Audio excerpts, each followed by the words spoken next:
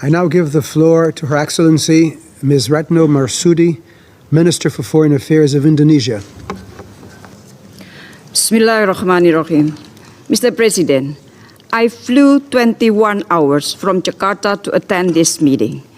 I just want to remind the Council that you have a big responsibility to maintain peace and security, not to prolong war, not to back up any side, to continue war. Indonesia condemned the continuing unprecedented aggression against civilians by Israel in Gaza.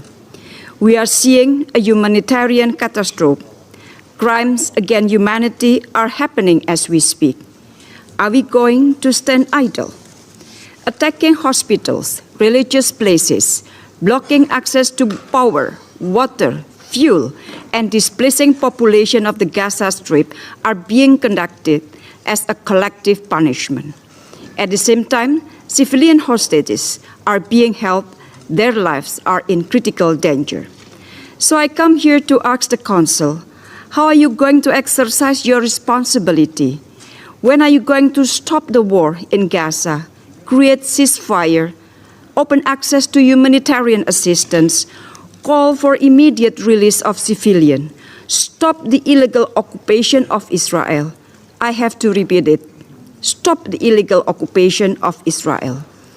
Every second wasted due to political disagreement and failure for consensus represent a humanitarian defeat for the Palestinians and creates further instability for the world. How many more lives should perish before this August Council make a move? Because I can assure you one thing, Indonesia will not waste any single second in harnessing global support for immediate action.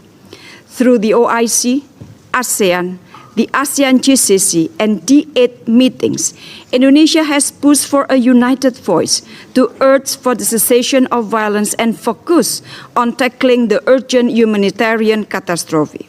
Mr. President, Indonesia calls the Council on 3 points. First, a united call for an immediate ceasefire. Silence is harrowing against deafening sound and bullets and rockets. Blanket support shown to one side has so far led to further disproportionate use of force, violation of international humanitarian law, and impunity. It is our collective obligation to end the cycle of violence before it escalates into a regional and global calamity. Second, prioritization of humanitarian access. More than 2 million people in Gaza are hanging on to their lives for basic humanitarian needs. Convoys of aid delivery are mostly being held immobilized and in constant danger from crossfire. The Security Council must urge immediately for safe and unimpeded passage of humanitarian access and respect toward humanitarian law. Third, move beyond politics. Bring back humanity to the Security Council. Please use your great power to be more human. The Palestinians deserve equal rights and treatments. We are all human beings.